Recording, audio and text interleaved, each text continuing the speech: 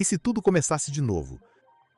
Não com alarmes, pronunciamentos oficiais, um grande anúncio em rede mundial, mas com algo muito mais silencioso, uma notícia perdida entre as manchetes. Você ficou sabendo que tem um novo vírus por aí? Um caso isolado, um passageiro tossindo em um ambiente fechado. Uma informação aparentemente pequena que de repente começa a chamar a atenção do mundo inteiro. Foi exatamente assim que muitas das maiores crises globais começaram. Pequenas, quase invisíveis, ignoradas, até deixarem de ser. Vamos falar primeiro sobre esse novo vírus. Fica até o final porque vamos falar de mercado financeiro e entender como isso impacta o mercado e seus investimentos. Já deixa o seu like, se inscreve no canal e comenta aqui embaixo se você estava por dentro dessa notícia.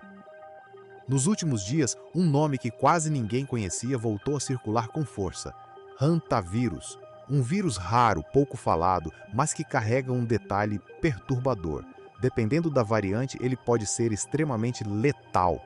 E, naturalmente, quando palavras como vírus, letalidade e transmissão aparecem juntas, o medo reaparece instantaneamente. Vamos ser honestos, o mundo ainda não esqueceu a Covid-19. A memória coletiva ainda está fresca. A sensação de aeroportos vazios, mercados em colapso, pessoas presas em casa, empresas quebrando, fortunas virando pó. E talvez seja justamente por isso que qualquer nova ameaça sanitária desperta algo nas pessoas. Mas antes de tirar conclusões, antes de cair no pânico e, principalmente, antes de tomar qualquer decisão com seu dinheiro baseada em manchetes, a gente precisa entender o que realmente está acontecendo, porque talvez a história aqui seja bem diferente daquela que parece à primeira vista. Imagine a cena: um navio cruzando águas geladas no extremo sul do planeta. Turistas, cabines fechadas, ar compartilhado, dias inteiros em um ambiente relativamente isolado. Agora imagine alguém começando a apresentar sintomas como febre, mal-estar, dor muscular, cansaço extremo. A princípio, nada muito diferente de uma gripe, nada que pareça anunciar um problema global. Mas então surgem investigações, protocolos, alertas, testes e, de repente, aquilo que parecia pequeno começa a ganhar outra dimensão. É assim que o medo funciona. Nem sempre ele precisa de fatos sólidos. Às vezes basta a possibilidade, a hipótese, o e se. Poucas palavras são mais poderosas do que e se. E se isso se espalhar? E se estivermos vendo o início de outra crise? E se o mercado reagir? E se eu agir agora? Percebe como rapidamente a emoção assume o controle? Mas vamos colocar os pés no chão. O texto é grande, mas eu resumo para você. O hantavírus não é exatamente uma novidade. Ele existe há décadas e é conhecido da medicina, monitorado por autoridades sanitárias e historicamente associado a contextos muito específicos, transmitido principalmente por contato com ambientes contaminados por roedores silvestres, galpões abandonados, celeiros, estruturas fechadas, áreas rurais. O problema é que os primeiros sintomas são traiçoeiros porque se parecem com doenças comuns como a gripe. Sintomas que muita gente simplesmente ignoraria, só que, em alguns casos, a evolução pode ser severa, especialmente quando há comprometimento pulmonar. Agora vem o ponto importante: existe uma enorme diferença entre um vírus perigoso e um vírus com capacidade real de se espalhar globalmente. E essa diferença muda tudo, porque uma doença altamente letal nem sempre é a mais eficiente em transmissão. Parece contraintuitivo, mas pense logicamente. Quanto mais rápido um vírus incapacita seu hospedeiro, menor tende a ser sua janela de disseminação. Ou seja, ser mortal não significa automaticamente ser pandêmico. Esse detalhe é crucial porque é exatamente aqui que muita manchete simplifica demais uma realidade complexa. Mas, como toda regra, existe uma exceção. Algumas variantes específicas levantaram preocupação justamente porque apresentaram possibilidade limitada de transmissão entre humanos.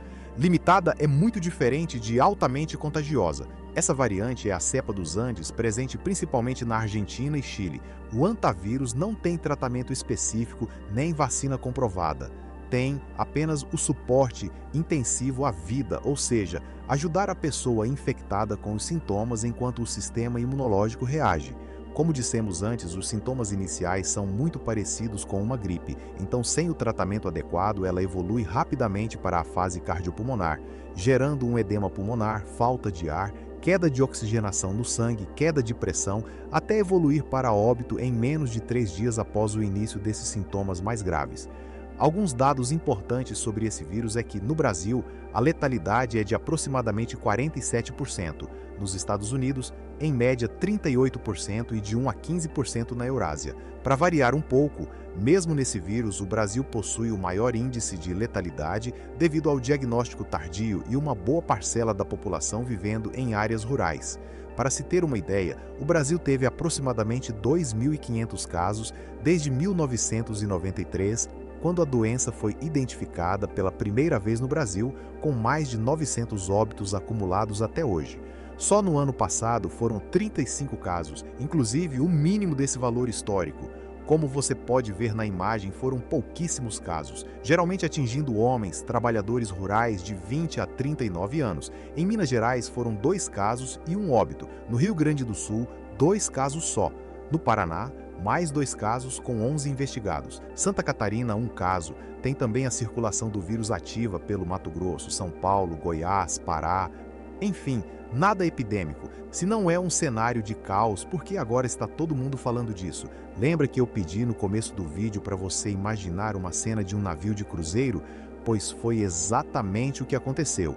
Um navio de cruzeiro que fazia uma expedição em parte de Ushuaia, rumo à Antártida e Patagônia, que já é conhecida como a cidade do fim do mundo, é a capital da Terra do Fogo na Argentina e o ponto mais austral do planeta, acabou pegando a cepa dos Andes, que é a cepa do hantavírus que transmite mais facilmente entre seres humanos, como eu falei antes aqui no vídeo.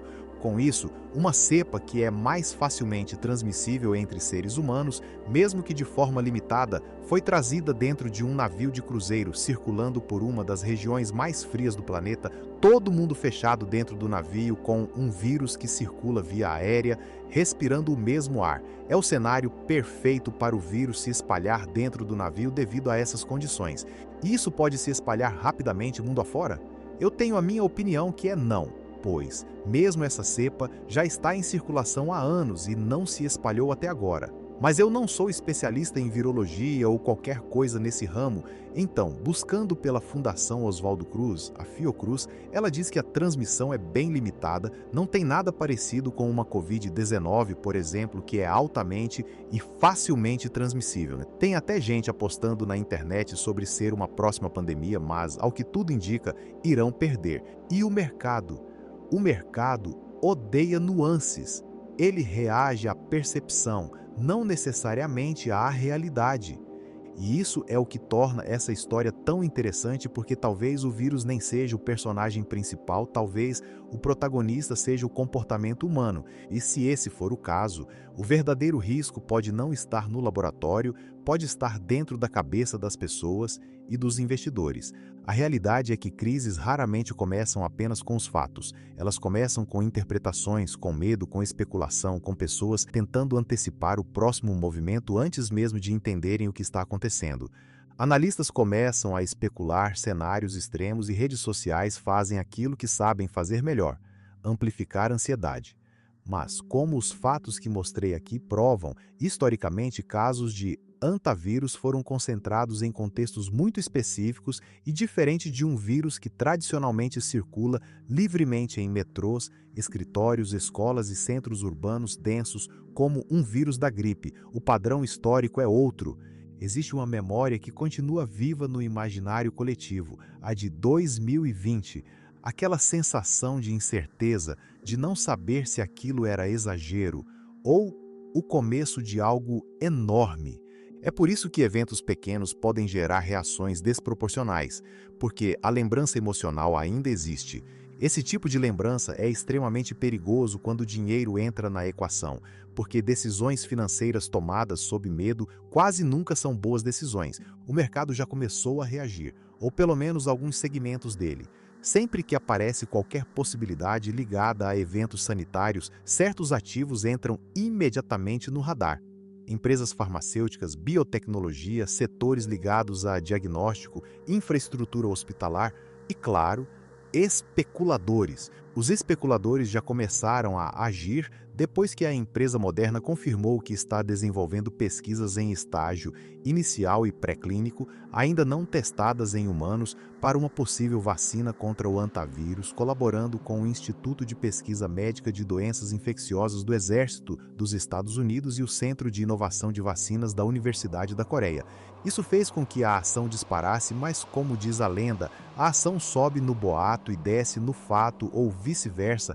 Nesse momento que vos falo, ela está caindo quase 6%. Mais uma vez, mostra especuladores buscando o trade perfeito do que a realidade e o fato. Essa é uma das empresas, mas existem diversas outras dos setores da medicina que tiveram o mesmo efeito. Como a gente falou no vídeo anterior, investir em empresas modinha que estão nas notícias ou que são a ação do momento só te fará perder dinheiro. Momentos passam, fundamentos ficam. Não há indícios de que o antavírus se tornará a próxima epidemia e crise sanitária global. Você, como um bom e racional investidor, não sai investindo por causa de notícias sensacionalistas, ou sai. Porque se você for o investidor emocionado que segue notícias do momento, sinto muito em te dizer que quando a notícia sai, você é o último a saber. Os grandes investidores, grandes fundos como a BlackRock ou Vanguard, já estão sabendo do que foi divulgado hoje muito antes. Esses investidores possuem fontes de informação espalhadas por tudo que é canto, desde contato direto com CEOs das empresas, a contatos diretamente com os governantes. Então para de tentar acertar a ação do momento e monta a sua estratégia baseado nos fundamentos da empresa, seu perfil e o que você busca para o seu futuro. Só assim você irá vencer com seus investimentos. Quando você entender isso, a pergunta realmente importante não será o que está acontecendo lá fora. A pergunta será, o que está acontecendo aqui dentro? Porque o maior risco do investidor raramente está no evento externo, está na sua própria reação.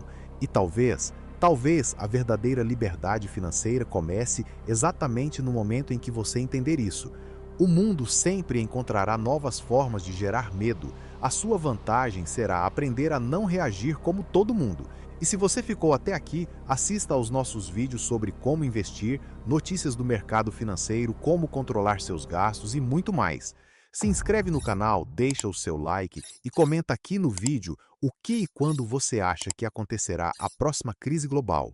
Te vejo no próximo vídeo.